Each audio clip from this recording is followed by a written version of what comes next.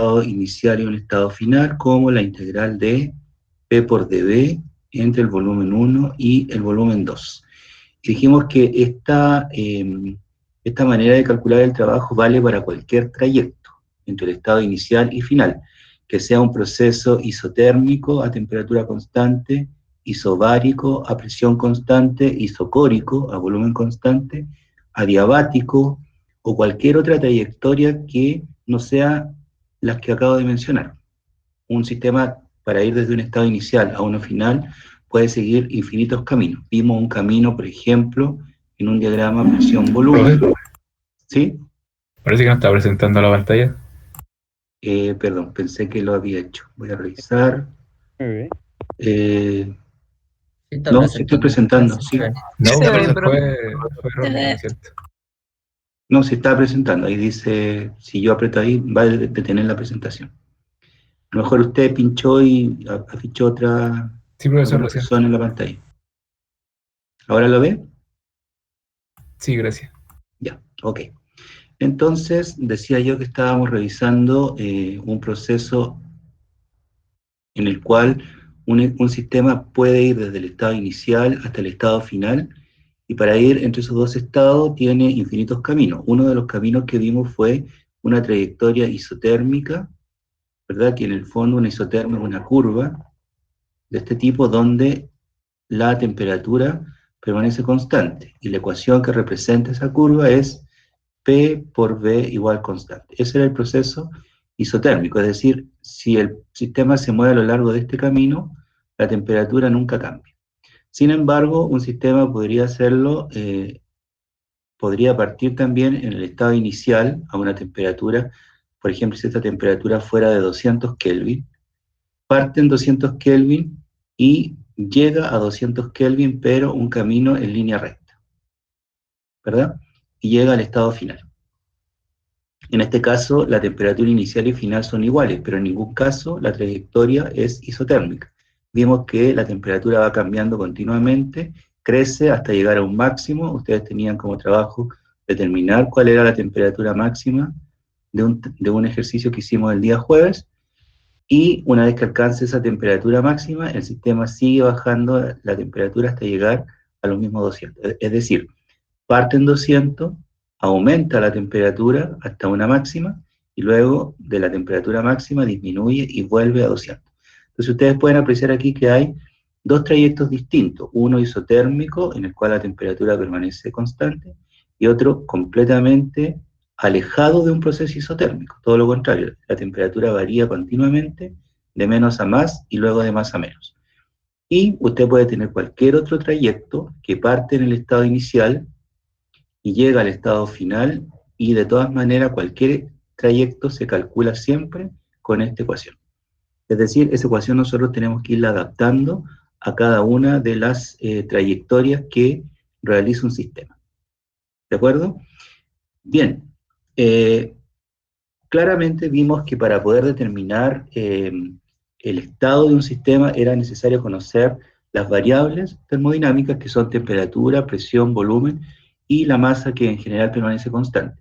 En el caso de las temperaturas, como ustedes bien saben, tenemos las temperaturas absolutas, donde el cero es el valor más bajo que se puede lograr, el 0 Kelvin, por ejemplo, y en el caso de las temperaturas absolutas, la temperatura solo es positiva.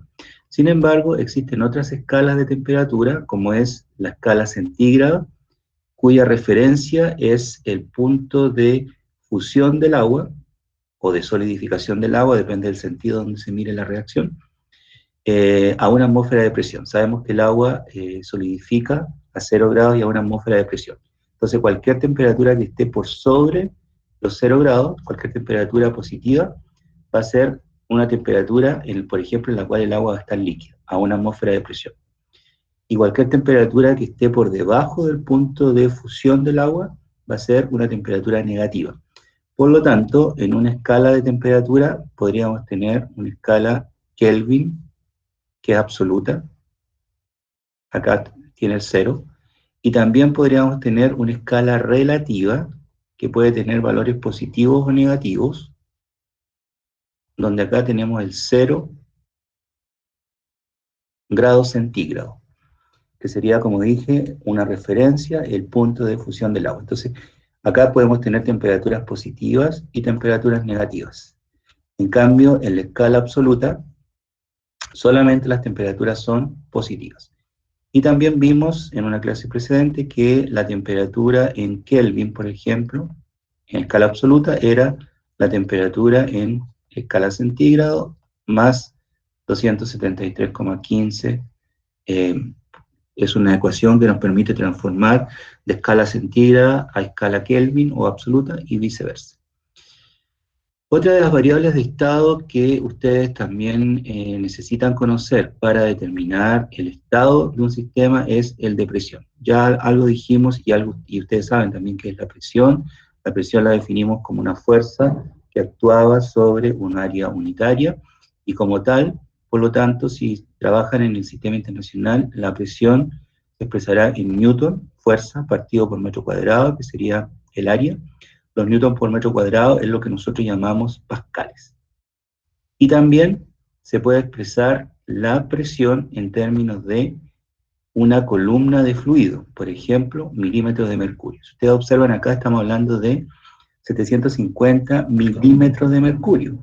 Y milímetros de mercurio es una unidad de longitud, en estricto rigor. Si uno observa lo que dice allí, si yo tengo que expresar algo en milímetros, para mí es una unidad de longitud. Sin embargo, para efectos de la presión, también es una unidad de presión porque esto se conoce como una columna de fluido. Y viene de un experimento que hizo Torricelli que con el cual determinó la presión atmosférica. A ver, nuevamente dijimos que presión era fuerza partido por área, pero si usted trabaja en el sistema inglés de unidades, la fuerza, en vez de expresarla en newton, tendrá que expresarse en libras fuerza, y el área, en vez de expresarla en metros cuadrados, se va a expresar en pulgadas cuadradas. Por lo tanto, en el sistema inglés, la presión se expresa en libras por pulgada cuadrada, más conocido como PSI, donde se toman las primeras letras de la frase libras por pulgada cuadrada. Se toma la P, la S y la I, y eso genera lo que se conoce como PSI, que también es una unidad de presión. Entonces, lo que tenemos que saber es que existen tres tipos de presiones. Está la presión atmosférica, que se mide con un barómetro. Está la presión manométrica o relativa, que se mide con un manómetro, y que la suma de la presión manométrica más la presión atmosférica da la presión absoluta. Entonces, el primer instrumento para medir presión fue el que utilizó Torricelli. Torricelli consideró un recipiente con mercurio y un tubo cerrado en un extremo, abierto en el otro, que también llenó con mercurio. Y hizo la siguiente experimento. A ver, tomó un recipiente con mercurio, un tiesto con mercurio líquido a temperatura ambiente,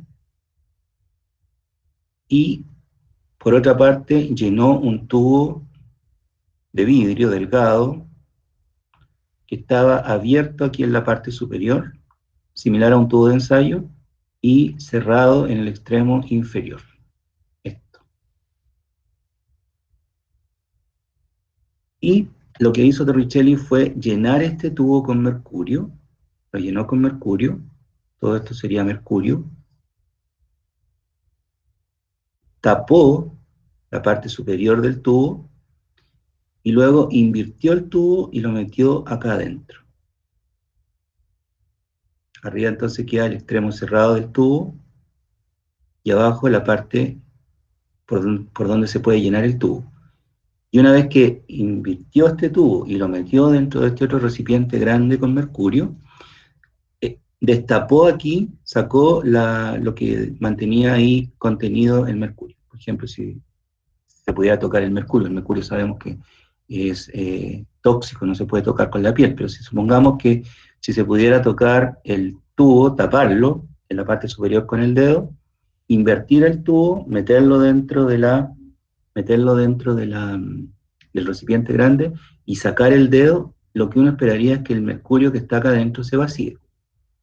¿sí? Si usted tiene un tubo con mercurio, lo invierte, lo mete dentro del recipiente grande y saca el dedo, el mercurio en estricto rigor debería salir por allí. Pero la sorpresa que encontró Torricelli fue que el mercurio no se vaciaba completamente, sino que solamente bajaba una parte nomás, quedaba hasta allí. En la parte de arriba se vaciaba el mercurio, pero el tubo quedaba lleno con mercurio. Todo esto es mercurio. Por lo tanto, él tenía acá una altura que llamó H, una altura de mercurio que se puede medir con una regla o con una wincha.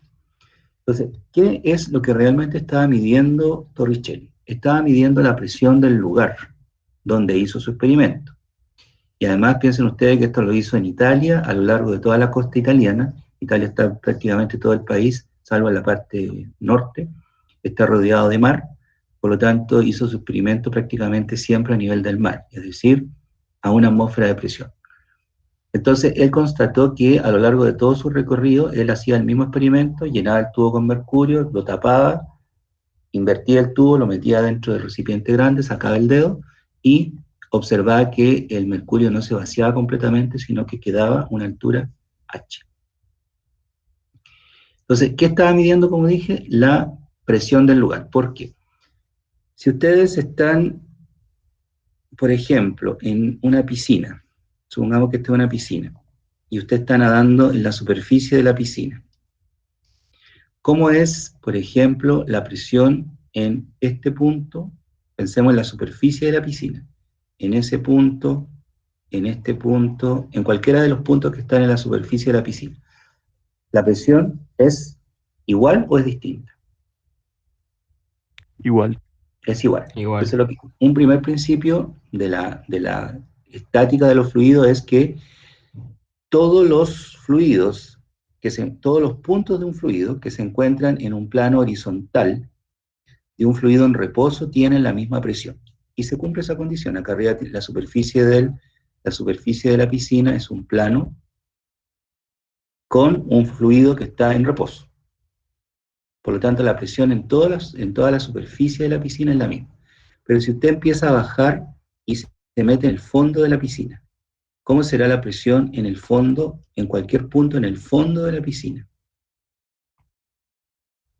¿Son distintas o son iguales? El fondo de la piscina es un plano horizontal y todos los puntos que están en el fondo de la piscina están en reposo. Por lo tanto, la presión de todos estos puntos son idénticas. Pero ¿cómo son la presión en los puntos 1 comparada con la presión en el punto 2? ¿Dónde tendría mayor presión?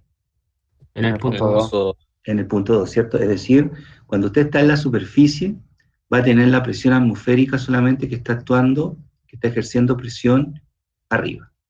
Pero en la medida que usted va bajando en profundidad, ¿cierto? Cuando está en el fondo, tiene que soportar todas esas capas de fluido. Piense que el agua la pudiera colocar como láminas horizontales una sobre otra. Entonces, aquí es lo que se conoce como una columna de fluido. Es decir, usted sabe que la presión en el fondo, llamémosle el fondo, esta sería la superficie.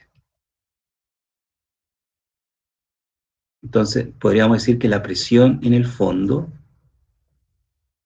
va a ser igual a la presión en la superficie más la columna de fluido. Es decir, la presión en el punto 2 es la presión en el punto 1 más la columna de fluido que hay entre 1 y 2. Esto se podría expresar entonces de la siguiente manera. La presión en el punto 2 es igual a la presión en el punto 1 más la columna de fluido. Y la columna de fluido la vamos a expresar por el término ρ, que es la densidad, por g, la aceleración de gravedad, y por la altura h. ¿Cuál altura h? Esta.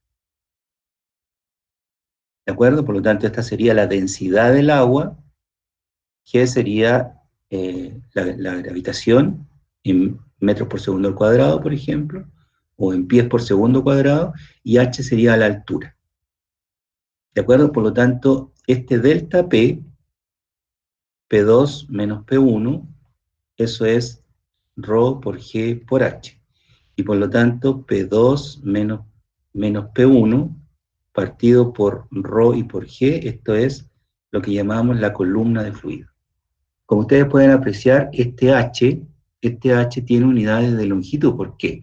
Porque la presión, el delta P, lo vamos a dividir por ρ y por G, ¿cierto? El delta P tiene unidades de Newton por metro cuadrado, unidad de presión, pascales, Newton por metro cuadrado.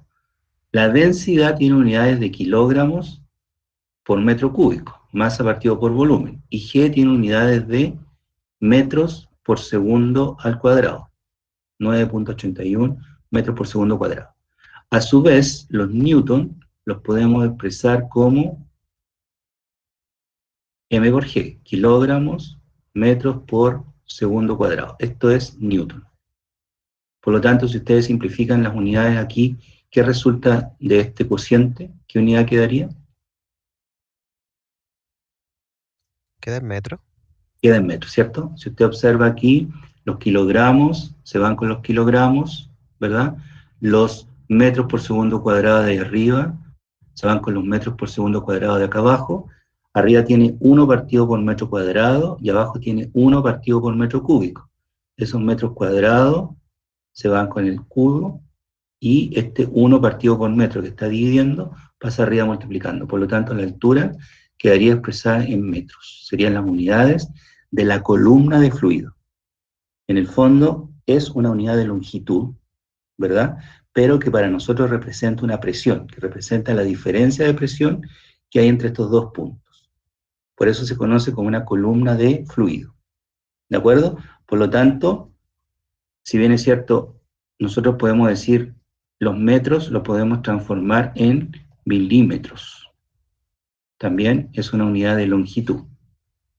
Pero si el fluido utilizado fue mercurio, entonces acá nosotros vamos a utilizar la densidad del mercurio.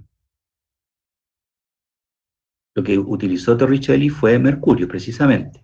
Por lo tanto, en vez de colocar, en el caso de la piscina, acá nosotros colocamos la densidad del agua, porque la piscina está llena con agua. Pero en el caso del experimento de Torricelli, dado que el líquido que se utilizó fue mercurio, entonces estos son milímetros, esta altura H que midió Torricelli son milímetros de mercurio. Porque la columna de fluido es mercurio, el fluido es mercurio. Entonces, ¿qué observó Torricelli? Que en el fondo nosotros dijimos que la presión en un plano horizontal de todos los puntos que están en reposo es la misma. Por lo tanto, si yo hago la pregunta, ¿cómo es la presión en este punto comparada con la presión en ese punto, en este punto y en este punto?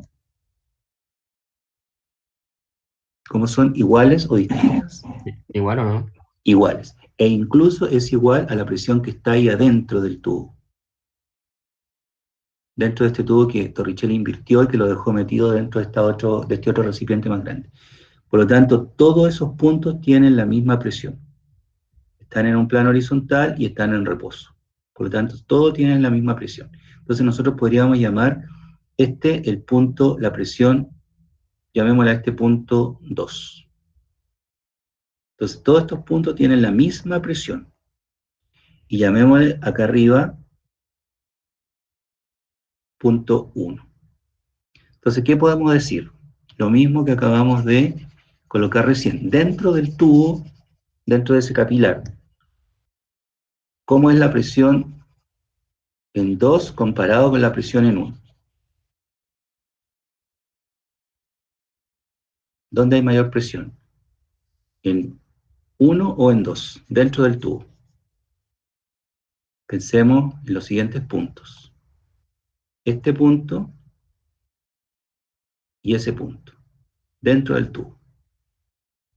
1 es la superficie del mercurio y 2 es un punto que está al mismo nivel que los otros dentro en la superficie del recipiente más grande que contiene mercurio. ¿Cómo son esas dos presiones? Son distintas. ¿Cuál es mayor? El puntito que está abajo. Abajo. Por lo tanto, lo mismo que hicimos con la piscina, piensen ahora que como que si esto fuera una piscina, y acá estaría la superficie de la piscina, y este sería el fondo de la piscina. Entonces, nuevamente decimos que la presión en 2 es la presión en 1 más la columna de fluido, es decir, la densidad del mercurio por G por la altura H. ¿Sí? Ahora bien, todos los fluidos tienen una presión de vapor. Si usted coloca una taza con agua en su casa, en su lugar, donde está ahora, y vuelve en un mes más, ¿tendrá la misma cantidad de agua? ¿O tendrá menos agua la taza? Tendrá menos agua. Tendrá menos agua, ¿cierto? Si usted deja, por ejemplo, una polera húmeda en su casa, en el lugar que se encuentra en este momento, y vuelve en 2 días más, la polera va a estar seca. No podemos decir que el agua pasó de líquido a gas a 100 grados, ¿verdad? A 100 grados el agua hierve, pero el agua se puede vaporizar a cualquier temperatura, incluso a temperatura ambiente. Por lo tanto, lo que sabemos es que los líquidos en su superficie tienen moléculas que pasan al estado vapor. Es decir, si acá yo tengo agua líquida, Profe, yo tengo una pregunta. dígame, En Rho, en la ecuación, ¿sí? aparece Rho HG. ¿Por qué vale HG? Aquí, Sí. ya, esto es la densidad del mercurio, esto es la aceleración de gravedad y esto es la altura. ¿Sí? Porque es la columna de fluido. ¿Sí? Esto, por ejemplo, la densidad del mercurio se expresa en kilos por metro cúbico. G se expresa en metros por segundo cuadrado y la altura la podríamos expresar en metros. ¿Qué resulta de todo esto? Fíjense bien, esto que está acá, ¿qué sería? Kilos por metro cuadrado por segundo, kilos por metro segundo cuadrado. ¿Eso qué es? M por G. ¿Qué unidad es esa? Newton. Newton, ¿cierto? Y ese metro, si usted lo simplifica con ese 3, el 3 quedaría en 2. Entonces, ¿qué tiene? Newton por... Va a tener Newton por metro cuadrado. ¿Y qué unidad es esto? Una unidad de presión. O sea, todo esto es una unidad de presión, el conjunto, los tres. Rho por G por H. Por lo tanto, si P2 tiene unidad de Newton por metro cuadrado, P1 tiene unidad de Newton por metro cuadrado, Rho por G por H también tiene que tener unidades de Newton por metro cuadrado, porque tiene que sumar cosas similares. Como digo yo, no puede sumar peras con manzanas. ¿Sí? Esto es lo que se conoce como el peso específico del fluido, en realidad. Entonces, en el fondo lo que estamos diciendo es que el delta P, P2 menos P1, partido por Rho por G, es lo que se conoce como H, expresada esta como una columna de fluido, directamente. ¿Sí? O si usted quiere, multiplique directo Rho por G, y todo eso le llama columna de fluido, le cambiamos el nombre nomás. Rho por G por la altura lineal, podríamos llamar que esto es la columna de fluido. No sé si eso aclara su duda. Sí, profe, gracias. Ya. Entonces, nuevamente, volvemos a nuestra explicación previa. Las moléculas que están en la superficie del líquido tienen tendencia a pasar a la fase gaseosa. Se escapan, ¿cierto? Y como hay corrientes de aire, la taza se va a ir vaciando, la taza que yo dije inicialmente, usted la deja con agua, se va a ir vaciando y al cabo de varios días el volumen va a disminuir y si usted esta taza la deja mucho tiempo, se va a secar completamente. Pero, ¿qué sucede si este recipiente usted lo cierra? Igual va a haber evaporación, pero esta cavidad se va a empezar a llenar de moléculas de gas. Aumentará su volumen. No, el volumen permanece constante, porque cerramos ¿Aumenta la la presión? fase superior de la taza. ¿Aumentaría ¿Sí? su La presión o no? cerramos. ¿Sí? Estaba abierta Ya. inicialmente, las moléculas se vaporizaban y iban saliendo de la taza, pero lo que digo ahora yo es que suponga que ahora esa taza o ese recipiente usted lo cierra. Las moléculas empiezan a quedar atrapadas acá adentro, en un volumen constante. ¿Sí? ¿Se entiende? Sí, sí, profe. Ya. Entonces, las moléculas empiezan a quedarse atrapadas, las moléculas de gas. Y llega un momento que esta cavidad se satura. Se satura de moléculas de gas, es decir, ya no se vaporizan más. O si se vaporiza una, si una molécula de líquido pasa al estado vapor o gas, habrá otra que pasa desde el estado vapor al estado líquido. Es decir, se alcanza un equilibrio en el cual la velocidad de evaporación iguala a la velocidad de condensación. Si una pasa de líquido a gas, hay otra que pasa de gas a líquido. Se mantiene un equilibrio entonces que al interior, y esta presión que ejercen estas moléculas de gas al interior del recipiente se llama presión de vapor. Presión de vapor. Por lo tanto, si nosotros consideramos, esto era en el caso de una taza con agua, pero si nosotros pensamos aquí en el mercurio, ¿cierto? Y dijimos inicialmente Torricelli llenó su tubo con mercurio, lo tapó en la parte superior, invirtió el tubo, lo metió dentro del recipiente grande y observó que una parte nomás del fluido salía del tubo, pero que el tubo quedaba en general con líquido, con mercurio. Pero por lo tanto acá se produce una zona donde no hay mercurio líquido, pero que en el fondo sucede algo similar a lo que acabo de indicar acá. En la superficie ahí usted va a tener moléculas de mercurio líquido a temperatura ambiente. Sabemos que el mercurio está líquido a temperatura ambiente. Pero ¿qué va a pasar? Va a haber, como siempre, moléculas de mercurio que se van a vaporizar y que van a empezar a saturar esta cavidad. Lo mismo que hice recién con el ejemplo de la taza con agua. Como la cavidad está cerrada, va a llegar un momento que esta cavidad se va a saturar con moléculas de mercurio gaseoso. ¿De acuerdo? Por lo tanto, ahí adentro de ese recipiente se alcanza una presión de vapor, pero ¿de qué fluido? De mercurio. Se alcanza una presión de vapor de mercurio. Ups.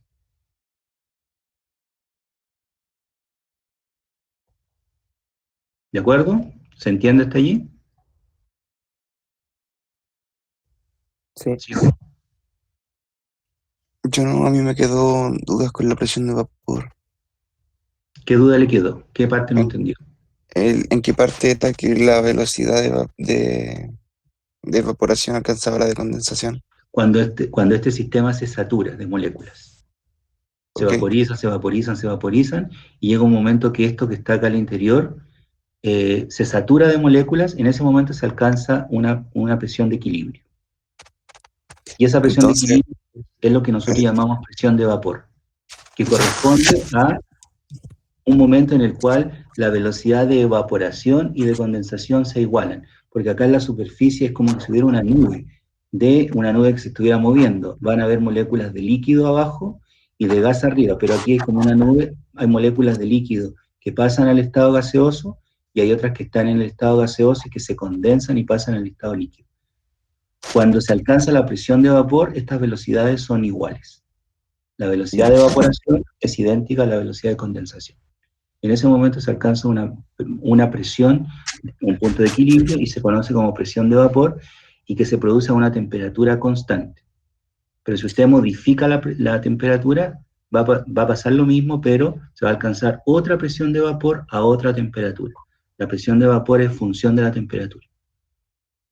No sé si eso ya, aclara su duda. sí, y por lo otro sería que, no sé, probablemente sea como una de pura imaginación nomás, pero no, la presión la presión de vapor no es una presión significativa como para que aumente la temperatura del sistema, ¿verdad? La presión de vapor, lo vamos a ver más adelante también, es Ya, función de la temperatura. De hecho, es una expresión logarítmica. Si tú tuvieses que graficar, aquí probablemente les voy a hablar en chino, pero si ustedes tuviesen que graficar la presión en función de la temperatura, por ejemplo, si esta es la presión y esta es la temperatura, vamos a ver que hay tres fases. Hay una fase sólida, una fase líquida y una fase gaseosa o vapor. Estamos hablando del equilibrio líquido con gas. Este equilibrio líquido con gas tiene una expresión que es una expresión logarítmica de este tipo. Un logaritmo. Aquí hay equilibrio del líquido con gas. Por ejemplo, si fuese un diagrama de fase del agua, nosotros sabemos que a una atmósfera de presión, ¿verdad? El agua está en equilibrio líquido con gas a una temperatura de 100 grados centígrados, que es el punto de ebullición del agua a una atmósfera de presión. Pero lo que yo decía antes, si usted modifica la presión, significa que va a tener una temperatura de equilibrio líquido con gas distinta.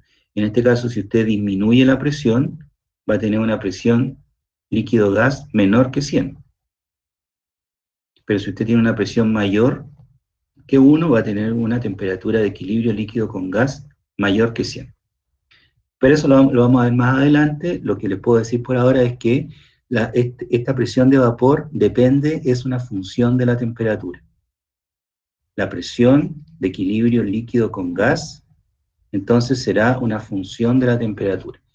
Nosotros estamos haciendo este experimento a temperatura constante, a temperatura ambiente. ¿Sí? Pero yo insisto, si usted, por ejemplo, lo que dije recién yo, si usted deja la taza con agua en su pieza, donde está en este momento, y considera que la temperatura es constante, se va a producir este proceso a temperatura constante. Supongamos que todo el día la pieza estuvo a 25 grados. Entonces, va a haber evaporación de moléculas de líquido, van a pasar al estado gaseoso. Como cerramos la taza, que acá vamos a tener un volumen constante, este volumen, dijimos, se iba a saturar con moléculas de gas, porque llega un momento en el cual la velocidad de evaporación iguala a la velocidad de condensación. Es decir, se alcanza una presión de vapor, de equilibrio, a 25 grados. Es decir, es como si usted tuviese una temperatura de 25 grados, ¿cierto? Y en esta curva tendría entonces una presión de vapor saturado de vapor. Ahí está. Esa sería la presión que se alcanza en esta condición. Pero ¿qué pasaría si este mismo recipiente con agua, usted lo cerrara, pero la temperatura de su sala o de su pieza cambiara a 40 grados? Y se mantuviera constante todo el día a 40 grados. ¿Qué va a pasar? Va a haber más evaporación, porque este líquido va a recibir calor que viene desde el exterior, desde los alrededores, hacia el sistema, y por lo tanto van a haber más moléculas que van a saltar de la fase líquida a la fase gaseosa, ¿cierto? Porque si el sistema recibe energía, recibe calor, va a aumentar el grado de agitación térmica de sus moléculas, es decir, va a aumentar la temperatura. Por lo tanto, van a haber más moléculas que en la condición a 25 grados que se van a vaporizar. Pero nuevamente esta cavidad se va a saturar de moléculas. ¿Por qué? Porque se alcanza una nueva igualdad entre la velocidad de evaporación y la velocidad de condensación. Entonces, si usted midiera la presión aquí adentro, tendría un valor mayor. Por ejemplo, a 40 grados, usted tendría un valor de presión mayor que la presión que tenía cuando estaba a 25 grados. Y así usted podría continuar esa misma experiencia y hacer el mismo experimento a 50, 60, y obtendría estos puntos que corresponden, como dije, a una expresión logarítmica. ¿De acuerdo? Por lo tanto, la presión de vapor es una función de la temperatura. La vamos a ver cuando analicemos las ecuaciones de Clausius-Clapeyron. Vamos a ver la relación que hay entre presión y temperatura. Por ahora, lo que tienen que retener es que la presión a temperatura constante es un valor constante también, la presión de vapor. Pero que si yo modifico la temperatura, voy a tener una nueva presión de vapor. No sé si eso aclara su duda. Sí, profe, ahí quedó más claro. Ya. Entonces, aquí me va a costar borrar todo esto. Lo que estoy diciendo entonces es que considera ahora el tubo que tiene Torricelli lleno con mercurio como si fuera una piscina en el fondo. Es decir, va a tener el fondo de la piscina, el punto 2, el fondo de la piscina, el punto 2, y la superficie de la piscina sería el punto 1. ¿Sí? Acá adentro se alcanzó, como dije, se llenó de moléculas de vapor de mercurio,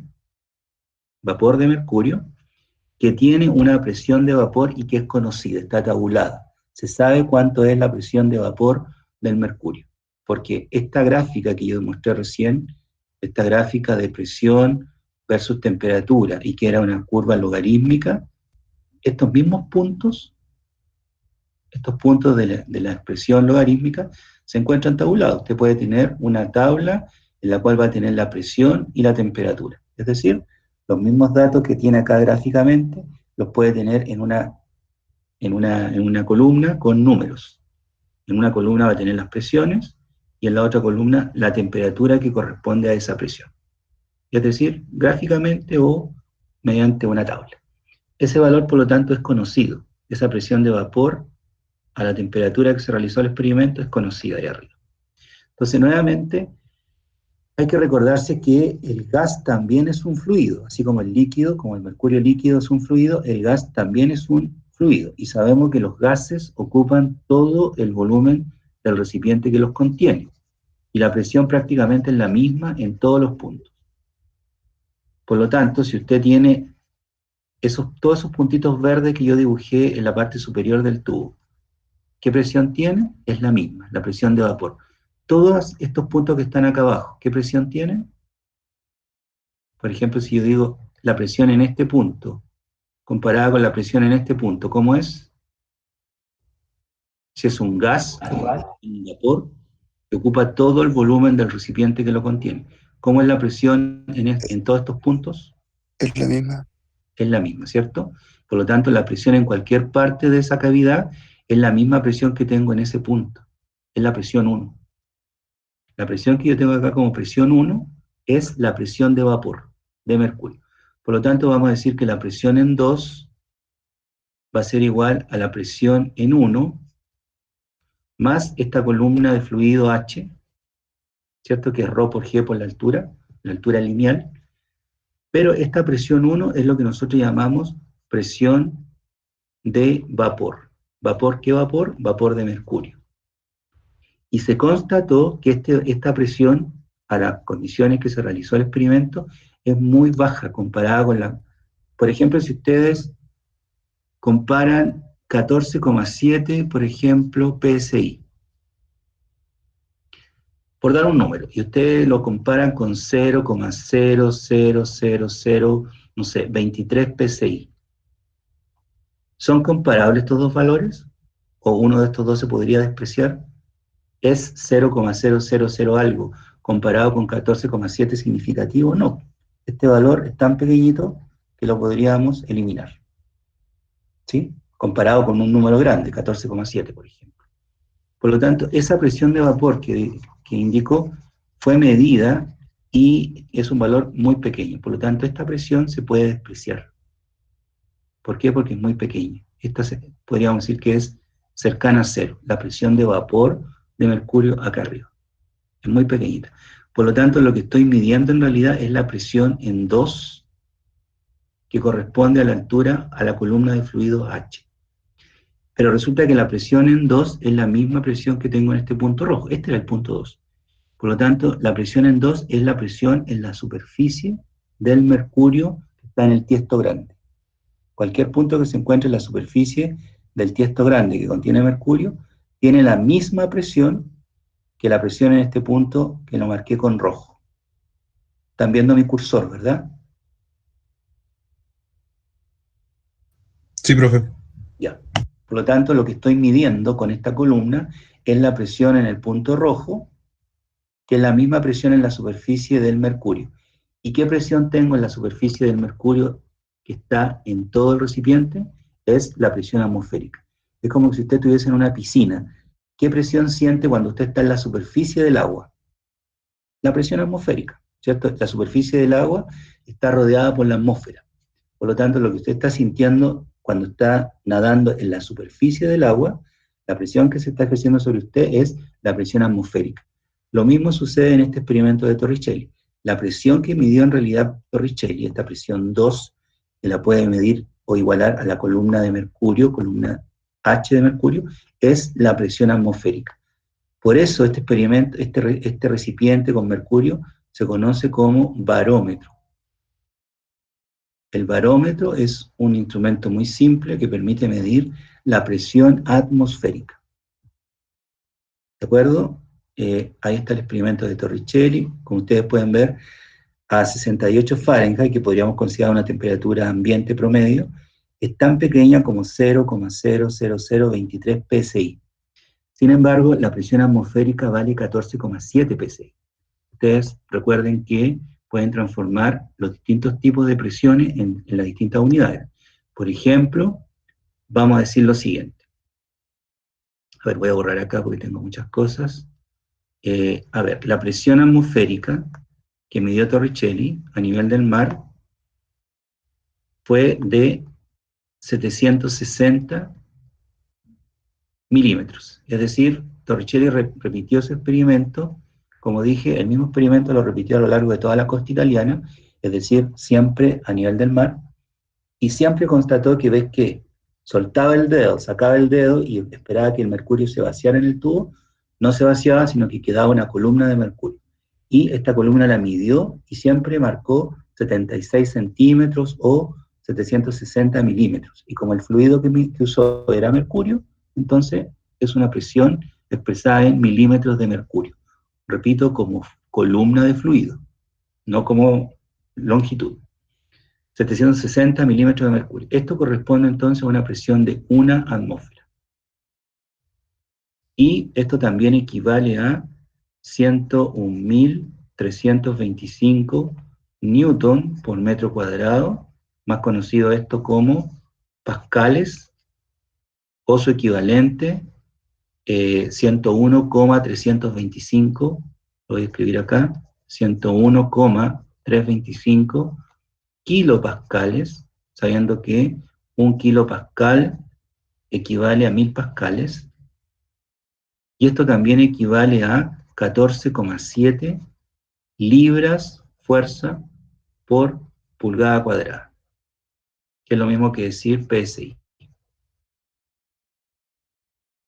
¿De acuerdo? Entonces, por eso recién yo decía, si usted tiene el tubo con mercurio, lo voy a agrandar acá un poco, que está sumergido en un recipiente que también contiene mercurio, que todos los puntos que están en esta línea que estoy dibujando tienen la misma presión, es decir, la presión en este punto 2 es la misma presión en este punto 2. Y acá arriba usted va a tener una presión en un punto 1 que corresponde a la presión en todos esos puntos. Y todos esos puntos tienen una presión que dijimos que se llama presión de vapor de mercurio, porque el fluido es mercurio. Entonces lo que dijimos fue que cada vez que Torricelli hizo su experimento, midió esta columna, y esa columna marcaba 76 centímetros o 760 milímetros de mercurio.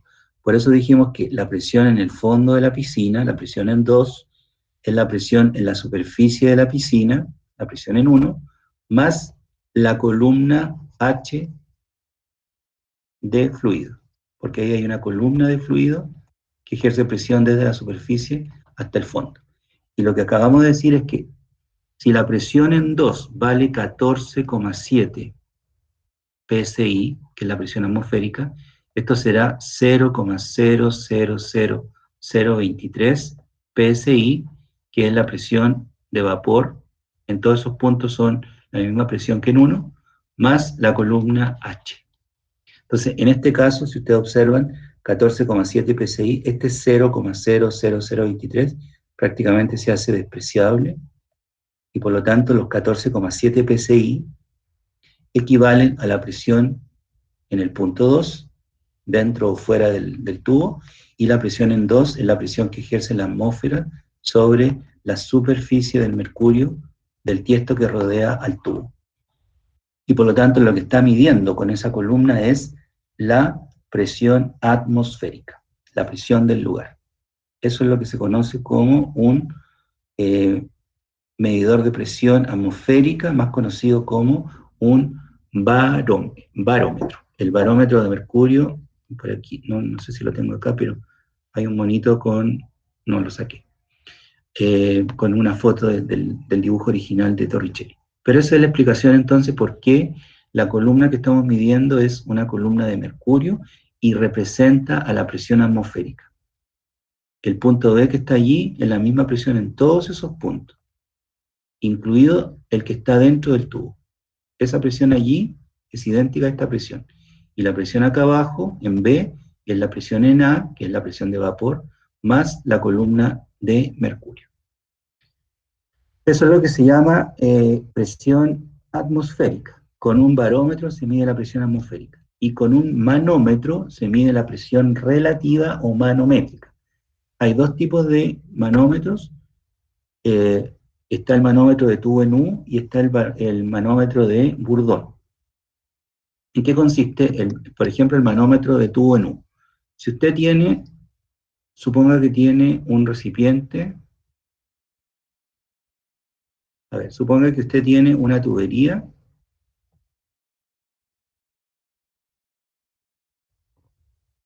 con un fluido que se mueve o que está en reposo dentro de la tubería. Supongamos que acá usted tiene una válvula que puede abrir o cerrar y que permite o no el paso del fluido en esta dirección. Si esta válvula está cerrada, ¿el fluido que está acá adentro se mueve o está en reposo?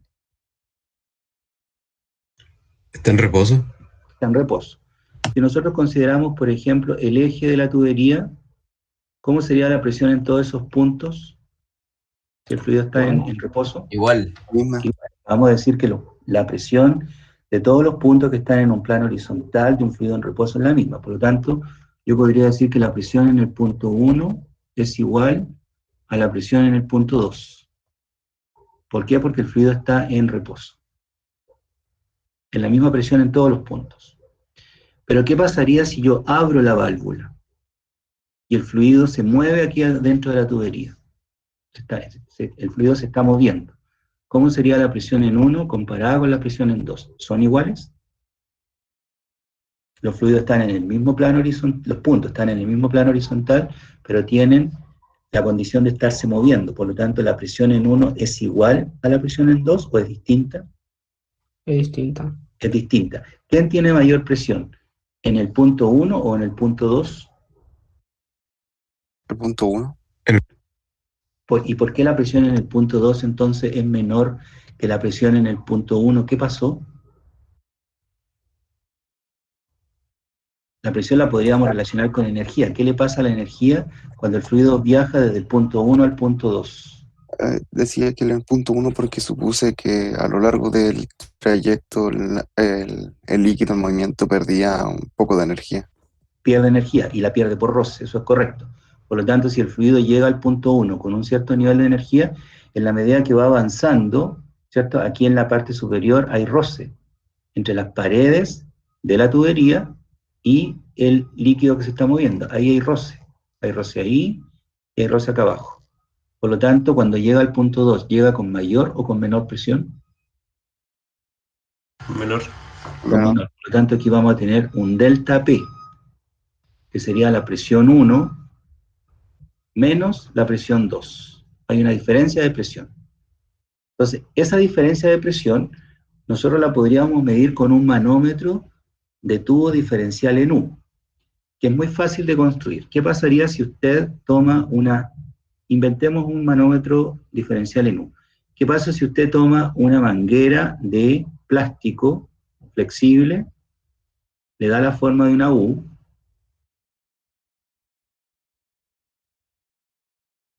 y esta manguera, adentro de esta manguera, usted agrega un líquido, le agrega mercurio?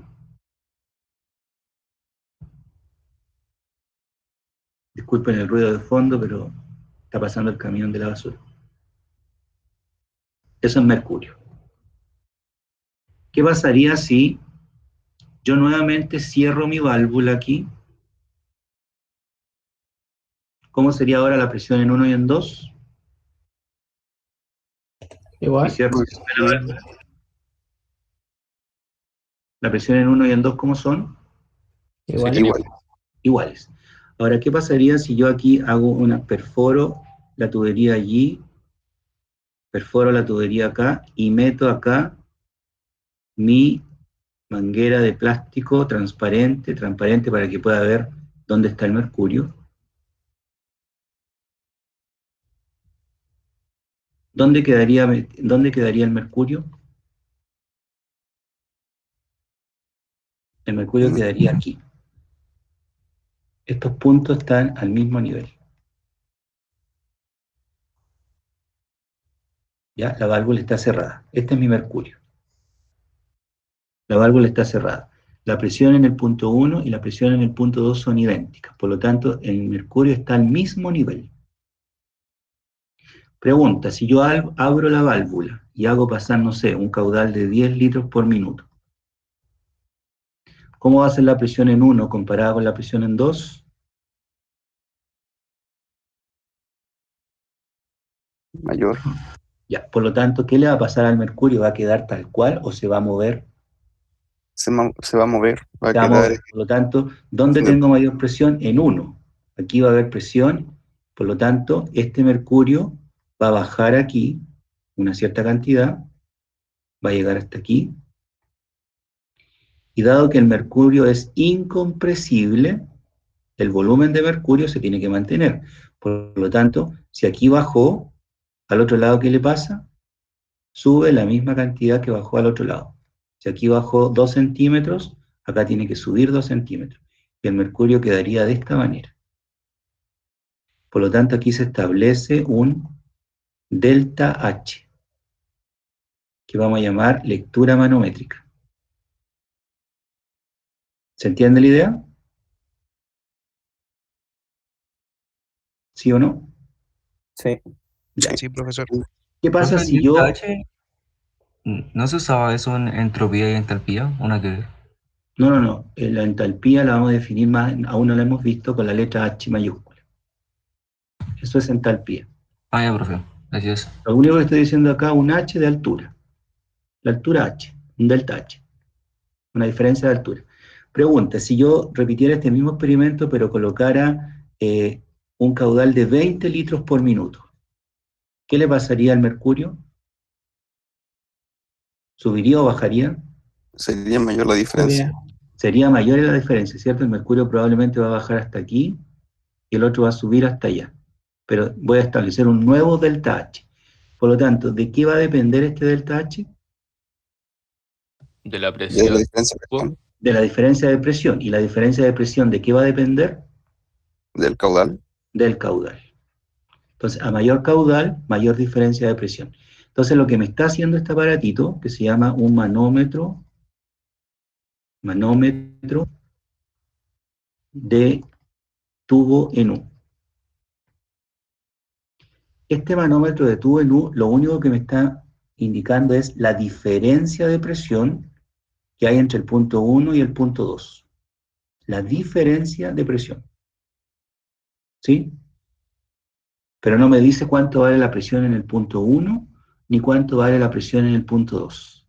Este delta H, entonces, esta altura que se puede medir con una regla, corresponde a la diferencia de presión. A mayor caudal, mayor diferencia de presión entre los puntos 1 y 2. Y si hay mayor diferencia de presión entre 1 y 2, significa que hay un mayor delta H. Tan simple como eso. Esto mide una presión que no es la presión atmosférica. La presión atmosférica se midió con el barómetro. Esta es una presión que es relativa a la atmósfera, o presión manométrica. Pero es un delta P. Repito, no sé cuánto vale la presión en 1, ni cuánto vale la presión en 2. Lo único que sé es cuánto es la diferencia de presión. Este delta P va a quedar representado por la altura H. Por esa altura H. Si usted se fija nuevamente, las presiones se expresan en unidades de presión, newton por metro cuadrado, pero este delta H se expresa en metros, o en milímetros si usted quiere. Pero repito, este manómetro diferencial de tubo en U marca la diferencia de presión, pero en ningún caso dice cuánto es la presión en 1 ni en 2. Quien permite medir la presión en un punto, la presión puntual, es el otro manómetro, que también es un manómetro diferencial, un manómetro que mide la presión relativa, y que es el manómetro de Bourdon. Este que está acá es un manómetro de Bourdon. Me imagino que todos ustedes han tenido por lo menos alguna vez un manómetro en la mano, ya sea para meterle presión al neumático, o en los edificios o en los departamentos, la presión que mide el gas que se suministra, o los manómetros de Bourdon que usted tiene para poder echarle aire a la pelota para ir a jugar fútbol. Este es un manómetro de Bourdon. ¿En qué consiste un manómetro de Bourdon? Ustedes observan aquí que hay una escala graduada que puede estar en PSI. Esta escala, pues, en este caso la escala ahí dice, no sé si lo ven, no creo, pero ahí dice PSI. Esta es una escala en PSI, pero esta escala podría estar en atmósfera, podría estar en bares, en torricellis, podría estar en milímetros de mercurio, en las unidades de presión que usted quiera. Es una escala graduada. Por lo tanto, hay una aguja que se está moviendo en esta escala graduada. En este caso, aquí tiene dos escalas. Tiene una escala en kilos por centímetro cuadrado y la otra está en PSI. Tiene dos escalas que son equivalentes. Pero por la parte de atrás, ¿qué observan ustedes acá?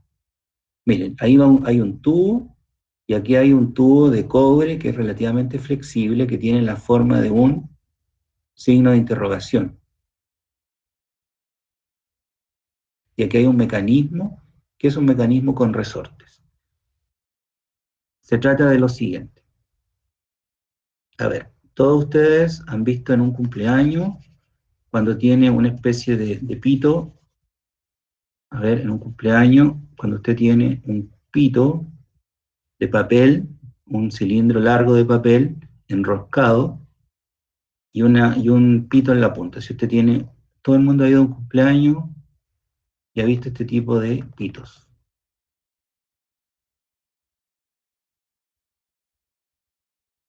¿Sí? ¿Qué pasa si usted sopla aquí?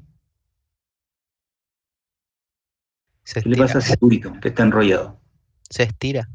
Se tiene tendencia a estirar, ¿cierto? Si usted sopla poco, esto se va a estirar poco, pero si usted sopla mucho, probablemente esto va a ser esto, una cosa así. Es decir, a mayor presión, el aire que usted llena acá adentro, que ingresa al tubo, mientras mayor sea la presión que usted está ejerciendo acá, este tubo se va a estirar más o menos.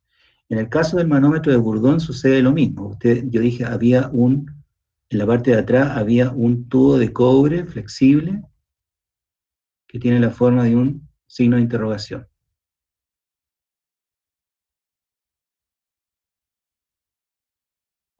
Y acá en este tubo es donde usted conecta la manguera o conecta el suministro de aire. Entonces, aquí va a haber una presión. Va a entrar un líquido, un fluido, un gas o un líquido que va a llenar este tubo. A mayor presión, ¿qué le pasa a la punta del tubo? Tiene tendencia a estirarse. Si usted sopla poco, esto se estira poco. Si usted sopla mucho, se va a estirar un poco más. Entonces, la punta de este tubo, que está cerrado, por supuesto, para que no se salga el fluido, está conectada a través de resortes, de un mecanismo de resorte, está conectado a una aguja que va a marcar aquí, en una escala graduada, va a marcar en esa escala que vimos recién, que podía estar en PSI. A mí los dibujos me quedan horribles, pero así. ¿De acuerdo? Entonces, si usted sopla mucho, la aguja el tubo se va a estirar un poco más. Y como esto está conectado a través del resorte, como que si usted estira un resorte, la aguja se va a mover más o menos. Si sopla poco, porque hay menor presión, el resorte, el signo de interrogación de cobre flexible se va a estirar muy poco, y por lo tanto el resorte se va a estirar poco. Por lo tanto, la aguja se va a mover poco. Pero si usted tiene una presión mayor, la deformación del tubo de cobre va a ser mayor, el estiramiento de los resortes va a ser mayor, y por lo tanto la aguja se va a mover mucho más. Ese es un manómetro de Bourdon, que es, repito, el que está acá. Ahí está el tubo de cobre flexible, cerrado en este extremo, y la punta de ese extremo está, mediante este mecanismo de resortes, está conectada a esta aguja que ustedes ven por la cara que uno lee en la lectura. Ahí está la cara del manómetro. Aquí este manómetro está desarmado, la parte delantera, la aguja con la escala graduada, y la parte trasera, que no se ve porque atrás el manómetro está tapado. Ahí está el tubo de cobre flexible, ¿cierto? El mecanismo de resortes, y la entrada del fluido puede ser aire o puede ser líquido. Entonces, ¿qué hace? Que este cobre se extienda más o menos, se dilate más o menos, y por lo tanto mueva más o menos la aguja. Ahora bien, si nosotros volvemos a nuestro experimento, en vez de colocar un manómetro diferencial de tubo en U, nosotros colocáramos un manómetro en cada uno de esos dos puntos, entonces mediríamos la presión puntual, la presión que hay en uno y la presión que hay en dos. Es decir, si usted acá colocara, por ejemplo, un manómetro de Bourdon, aquí,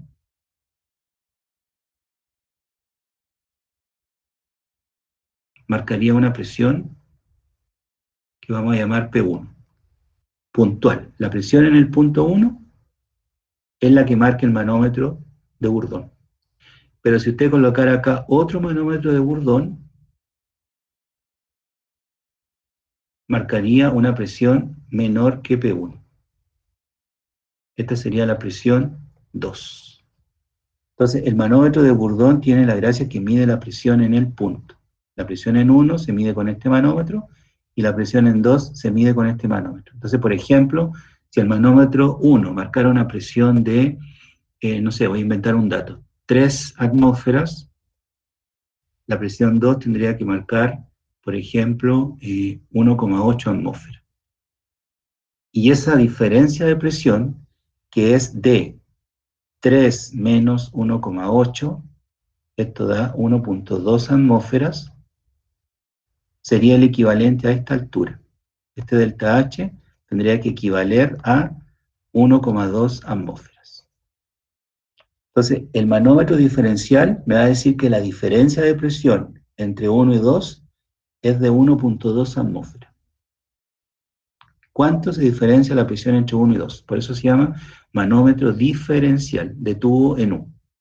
Me dice qué diferencia de presión. Esta lectura que ustedes leen acá, en milímetro, en centímetro, ¿cierto? La pueden transformar en unidad de presión, y eso sería 1,2 atmósferas, por dar un ejemplo. Pero yo no sé cuánta es la presión en 1, ni sé cuánta es la presión en 2. Lo único que me da este manómetro es la diferencia de presión. Sin embargo, el manómetro de Bourdon me dice cuánto vale la presión en 1 y cuánto vale la presión en 2, por separado. Entonces, esa es la diferencia entre uno y otro. El manómetro de Bourdon da el valor de la presión donde está midiendo la presión, en ese punto, mientras que el manómetro diferencial me da la diferencia. No sé cuánto vale la presión en 1 ni en 2, pero sí sé cuánta diferencia hay entre ellos. No sé si hay alguna consulta respecto de lo que estamos viendo. Voy a aprovechar de pasar la asistencia. Ahí está. No, profe. ¿Estamos bien? Ok.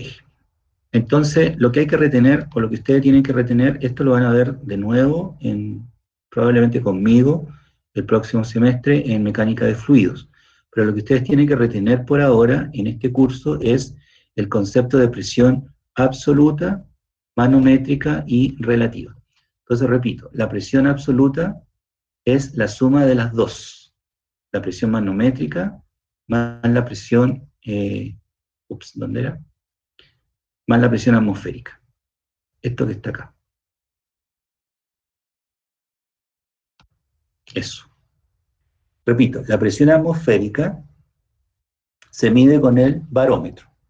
El experimento de Torricelli. Marca la presión del lugar. Si está a nivel del mar, el manómetro el barómetro marcaría una atmósfera, como presión atmosférica. Y si usted está en la punta de un cerro a 4.000, 5.000 metros de altura, la presión atmosférica va a ser más baja. ¿Por qué? Porque hay menos capas de fluido, de aire, que están sobre usted. Por lo tanto, esta presión va cambiando según el lugar. Pero es la presión del lugar, la presión atmosférica. En cambio, y se mide, repito, con el barómetro, En cambio, esta presión, la manométrica, es una presión relativa, que la tendríamos que comparar con la presión atmosférica. Y se mide con un manómetro de tubo en U, con una diferencia de presión entre dos puntos, o bien se mide con un manómetro de Bourdon. Y la suma de estas dos da la presión absoluta. Es decir, la presión absoluta, repito, es la suma de la presión atmosférica más la presión manométrica o relativa. Son sinónimos para esta. Manométrica o relativa. Entonces, recapitulando, presión absoluta, si es absoluta, ¿puede haber valores negativos? No. No. Será igual a la presión atmosférica más la presión, la vamos a llamar así, relativa o manométrica. Y repito, la presión atmosférica se mide con el barómetro, el experimento de Torricelli, y la presión relativa o manométrica se mide con un manómetro, ya sea con un manómetro de tubo diferencial en U, o bien con un manómetro de Bourdon. Bourdon era un relojero que tenía harta plata, un francés con mucha plata, y como le gustaba el tema de los engranajes, de los relojes, se puso a experimentar y al final terminó inventando el manómetro. Por eso se le dio el nombre de Bourdon, en el apellido del relojero francés que inventó el mecanismo. Manómetro de Bourdon. ¿De acuerdo? Ahora bien, cuando ustedes aplican la ecuación de estado P por V igual a nRT, que es la que estamos usando en termodinámica, nosotros sabemos que ni el volumen, ni N ni R tienen signo. El volumen no es ni positivo ni negativo, N el número de moles tampoco, y R es una constante. Quienes pueden tener signos solamente son la temperatura, por un lado, y la presión. Si la temperatura se expresa en escala, lo indiqué recién, si se expresa en una escala relativa, como la escala centígrada, la temperatura puede tener valores positivos o negativos. Por lo tanto, la temperatura puede ser más o menos, y en ese caso la presión tendría que ser positiva o negativa, ¿cierto? Porque el signo se lo está dando la temperatura. El signo de la presión, si despejamos, presión va a ser igual a NR partido por V, que no tiene signo, por la temperatura. Por lo tanto, si la temperatura tiene signo, positivo o negativo, entonces la presión también tendría signo, positivo o negativo. Pero si nosotros indicamos que la temperatura que vamos a utilizar solo es temperatura absoluta, es decir, si esta temperatura es una temperatura en escala Kelvin, ¿puede tener valores negativos esta temperatura? No. No. Por lo tanto, si esta temperatura solamente puede tener valores positivos, esta presión solamente puede tener valores Positivos. positivos. Y por lo tanto, ¿qué presión sería si solo puede tener valores positivos? Absoluta. Sería entonces una presión absoluta. Es decir, esta de aquí, que sería la suma de la presión atmosférica más la presión relativa o manométrica. Entonces, nosotros cuando hablemos ahora de presión, nos vamos a referir a la presión absoluta. Se dice, si suponga que tiene 5 moles de un gas ideal a una atmósfera de presión y a tanta temperatura, esa presión es una presión absoluta. No es ni manométrica ni atmosférica. Ahora, ¿qué sucede con el manómetro cuando está en contacto con el aire? Este es un concepto que a veces a los estudiantes les cuesta un poquito entender. Miren, nosotros dijimos que un manómetro de Bourdon era una especie de reloj, ¿cierto? Que tiene, voy a rescatar el monito, ¿dónde era? Aquí. Es una especie de reloj que tiene una escala graduada. Cuando usted, supongamos que va aquí a la vuelta detrás de mi casa, va a Sodimac y compra un manómetro de Bourdon y lo saca de la caja. ¿Cuánto marca la aguja? ¿La temperatura ambiente? No, el manómetro, no el termómetro. Si usted va a Sodimac y compra un manómetro de Bourdon, este aparatito, abre la caja, saca el manómetro, lo tiene ahí en su mano, ¿cuánto marca la aguja? 0. La presión. Cero. 0. ¿Ya? 0. Pero donde usted está en su lugar, ¿qué presión tiene? Una presión atmosférica, La presión atmosférica. ¿Y entonces por qué el manómetro no marca 1? porque mide la diferencia. Porque es una presión relativa. Por lo tanto, si usted, por ejemplo, aquí este manómetro usted lo saca de la caja, ¿qué aire está entrando dentro del tubo? El aire de la atmósfera. Y no marca nada. Marca 0. ¿Por qué? Porque el aire es el mismo fluido que está entrando dentro del tubo. No marca nada.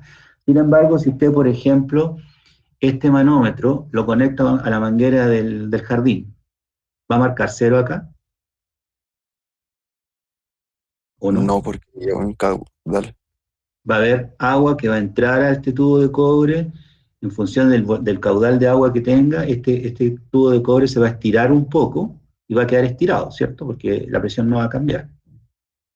Y al quedar estirado ese poco, va a estirar un poco el resorte y entonces la aguja se va a mover y va a marcar un valor distinto de 1. ¿Sí? Por eso es un manómetro relativo a la atmósfera. Cuando los fluidos están en contacto con la atmósfera, ¿cuánto sería la presión manométrica? Por ejemplo, aquí, esta es la presión manométrica. Cuando usted saca el manómetro de la caja recién comprado de Sodimac, le estoy haciendo comercial a Sodimac, lo que está marcando el manómetro es 0, por lo tanto la presión manométrica es 0, no marca nada. ¿Cuánta es la presión atmosférica? 1. 1. Por lo tanto, si nosotros volvemos acá, la presión atmosférica es una atmósfera. Pero lo que marca el manómetro es, ¿cuánto? Si 0. está abierto, 0. Por lo tanto, ¿cómo es la presión atmosférica comparada con la presión absoluta? Una atmósfera. Una atmósfera. Idéntica. En este caso, cuando los fluidos están en contacto con el aire, la presión manométrica va a valer 0. Y en ese caso, la presión atmosférica y la presión absoluta son iguales. En cambio, si usted el manómetro ahora lo conecta a una red de aire o lo conecta a una manguera con líquido, entonces esta presión va a tener un valor, va a marcar algo, se va a mover la aguja. Y ahí tendría que sumarle a lo que lee el manómetro, le tiene que sumar la presión atmosférica, que vale una atmósfera, para tener recién la presión absoluta. Pero repito, si el fluido está abierto en contacto con la atmósfera, como cuando usted saque el manómetro de la caja recién comprado, la aguja marca 0, no se mueve. Por lo tanto, la presión manométrica vale 0. El aire que entra dentro del tubo es el mismo aire de la atmósfera. Por lo tanto, la presión manométrica vale 0. Pero si usted conecta el manómetro a una tubería, a una manguera, a un estanque, por ejemplo, si usted tiene un estanque lleno con fluido y quiere medir la presión en este punto, ahí instala su manómetro de Bourdon y lee cuánto es la presión que hay entre ese punto y este punto. Entonces, si usted lee la presión en el punto 2 y la presión en el punto 1, nosotros podríamos decir que la presión en el punto 2 es igual a la presión en el punto 1 más la columna de fluido H, que es ρ por G por H. ¿Cuánto vale la presión si esta fuera una medida solamente de presión manométrica? Si esto fuera toda expresada como escala manométrica.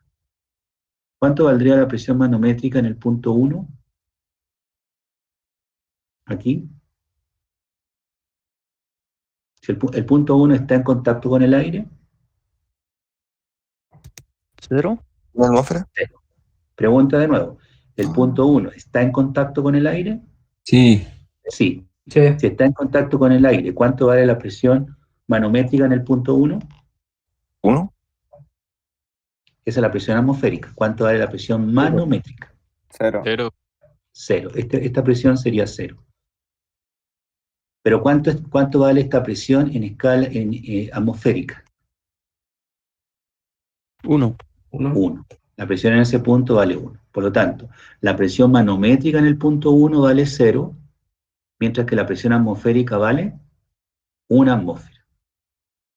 ¿Se dan cuenta la diferencia entre presión manométrica y presión atmosférica? Son dos cosas distintas.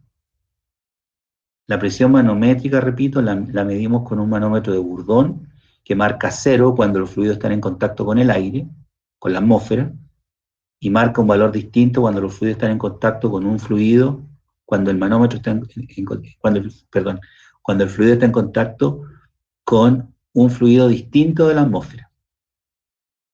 Por lo tanto, la presión en 2 manométrica es la presión en 1 más la columna de fluido. Pero la presión en 1 manométrica es 0. Por lo tanto, la presión en 2 manométrica, lo que marca el manómetro de mercurio es la columna de fluido, Rho por G por H. Es decir, cuando el tanque está lleno, tendrá la presión máxima.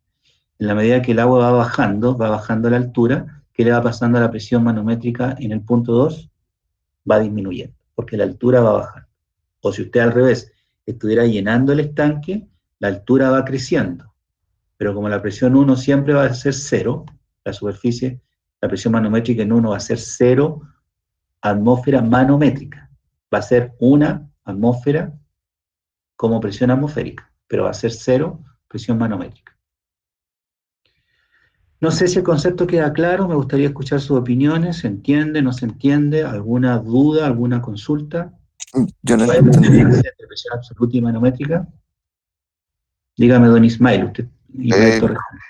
Yo no entendí bien esa parte de por qué en la superficie del agua es 0, Porque la manométricamente. superficie del agua está en contacto con la atmósfera.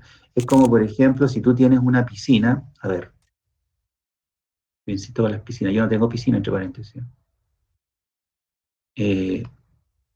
Prefiero tener un jardín antes que tener ahí una masa de agua estancada, llena de mosquitos y que hay que limpiar todo el tiempo. ¿Dónde está el monito? Lo cerré, de nuevo. A ver, piense en lo siguiente, piense que usted va a Sodimac y compra un manómetro de Bourdon nuevo en una caja. Y piense que saque el manómetro, ¿cuánto marca la aguja? Si está nuevo, Ahí marca 0. marca 0, correcto. Ya. Piensa ahora que tiene una piscina llena con agua.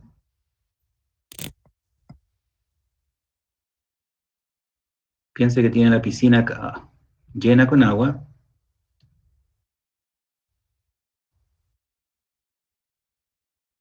Los caprichos del lapicito, ahí. Esta es la piscina. Ya. ¿Cuánto es la presión atmosférica en este punto? 1. 1. Entonces vamos a decir que la presión atmosférica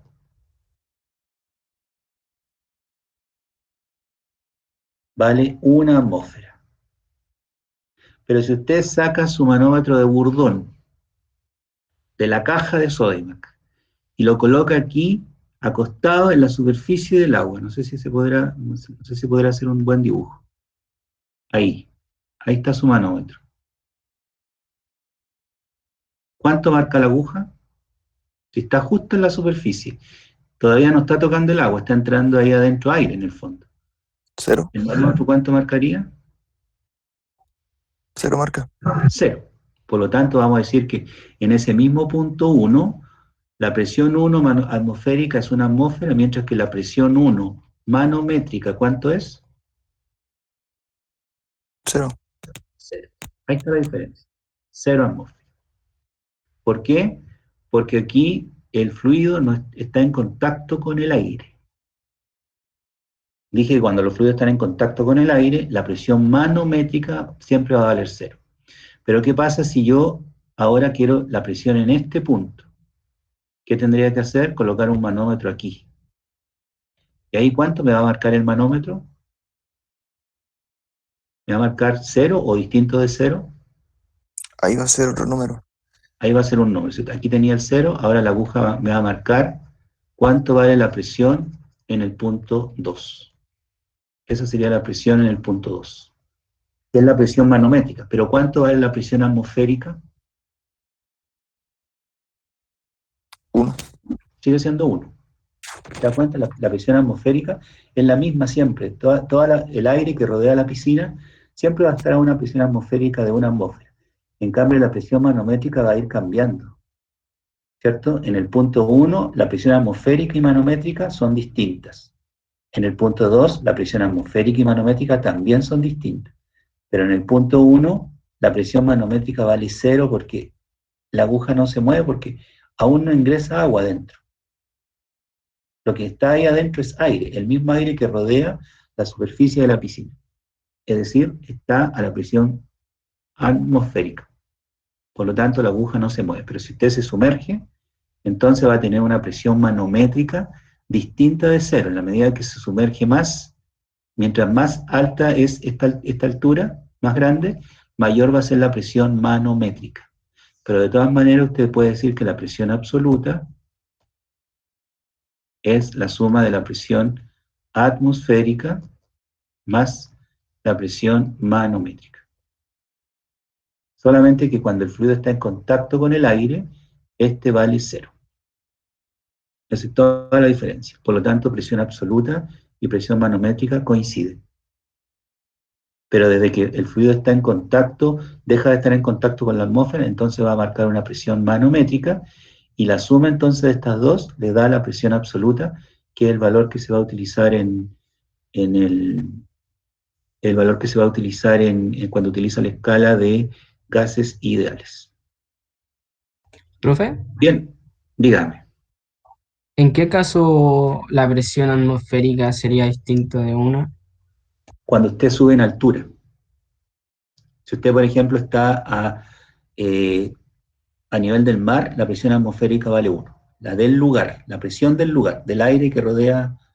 Suponga que vamos a seguir con el ejemplo de la piscina. Si usted está con una piscina en caldera, ¿cuánto marca la presión? ¿Cuánto sería la presión atmosférica en la superficie del agua? 1 atm. Una. Pero si usted traslada su piscina y la pone en la punta de un cerro a 4.000 metros de altura, ¿cuánto va a ser la presión en la superficie de su piscina? ¿Mayor que una atmósfera o menor que una atmósfera? Menor. Menor. Mayor. Menor. En la medida que subimos en altura, la presión va disminuyendo. ¿Se acuerdan? Porque la presión son capas de fluido que ejercen, capas que van desde arriba hacia abajo ejerciendo presión en un punto. Es lo mismo que cuando usted está dentro de la piscina. Si usted está en este punto, la presión es mayor que si estuviese acá arriba. ¿Por qué? Porque hay sobre usted, en el fondo de la piscina, están todas estas capas de agua, que están ejerciendo presión sobre usted. En cambio, cuando usted está en el aire, en el medio ambiente, si este es el mar, y usted tiene una montaña, cuando está acá, tiene una presión atmosférica, cuando está acá arriba tiene otra presión atmosférica, porque ahora, recién el fluido era agua, era líquido. Ahora el fluido va a ser un gas, el aire que rodea la atmósfera. De todas maneras, usted va a tener capas de aire que están ejerciendo presión sobre usted. Entonces, en la medida que usted va subiendo el cerro, es como que si se fuera sacando capas de aire sobre usted. Cuando llega a la punta del cerro tiene menos capas de aire que cuando está a nivel del mar. Tiene todas estas capas de aire sobre usted, a nivel del mar. Pero cuando llega a la punta del cerro tiene menos capas de aire. Por lo tanto, ¿dónde tengo mayor presión atmosférica? ¿A nivel del mar o en la punta del cerro? ¿Dónde hay mayor presión atmosférica? Nivel del mar. A nivel del mar. Es decir, en la medida que usted sube en altura, la presión disminuye. Lo mismo pasa dentro de un líquido. En la medida que usted sube en altura, parte de la altura cero, supongamos que el fondo de la piscina es la altura cero. ¿Cuántas capas ejercen presión sobre usted? Todas esas capas de líquido. Pero en la medida que usted empieza a subir, se va sacando capas de encima. Cuando llega a la superficie, llega a la presión atmosférica. Por lo tanto, la presión en el fondo es mayor que la presión en la superficie. la presión en el fondo del aire, por así decirlo aquí, a nivel del mar, ahí, es menor que la presión ahí arriba. ¿Por qué? Porque usted sube en altura, se va sacando capas de fluido en la medida que va subiendo, tanto en un líquido como en un gas. Por eso la presión atmosférica es distinta. Si usted, por ejemplo, está a nivel del mar y coloca un manómetro de Bourdon en contacto con el aire, a nivel del mar, el manómetro de Bourdon va a marcar 0. Pero si usted está en la punta del cerro y coloca un manómetro de Bourdon abierto y en contacto con el aire, también va a marcar 0, porque es una escala relativa. Sin embargo, si usted midiera la presión atmosférica a nivel del mar, constataría que es mayor que la presión atmosférica en la punta del cerro, porque tiene una altura mayor. Y hay una relación entre altura y presión. A menor altura, menor presión. Altura de columna me refiero, a esa altura. Pero a mayor altitud, en la medida que usted va subiendo en altitud, la presión va disminuyendo. Bien, no sé si hay alguna otra consulta. Profesor, la asistencia, ¿usted la toma automáticamente? Sí, acá. ¿Por qué en la pregunta? No, es que nunca lo había escuchado mencionarlo. Es una aplicación que tiene una aplicación nueva que tiene Google, que se puede controlar, y acá también uno puede, por ejemplo, en los cursos de mecánica de fluido o en los cursos de físico-química, yo les exijo a los estudiantes que tengan la cámara encendida. Y acá queda un registro de todos los que están con cámara, los puedo ver todos al mismo tiempo. Porque en este momento a ustedes veo estos nomás. Pero con esta aplicación puedo verlos a todos. En este caso, ustedes tienen activada la aplicación para controlar la asistencia. Eso, que estén muy bien, nos vemos en la clase de mañana. Hasta luego, profesor. Chao, profe. Chao, chao. ¿Cuándo es la prueba? La prueba se las va a quedar publicada en el calendario de Moodle. Revisen en la tarde. La primera prueba es en mayo, creo, como el 28 de mayo, por ahí. Muy bien, hasta mañana. Cuídense mucho. No se expongan al virus.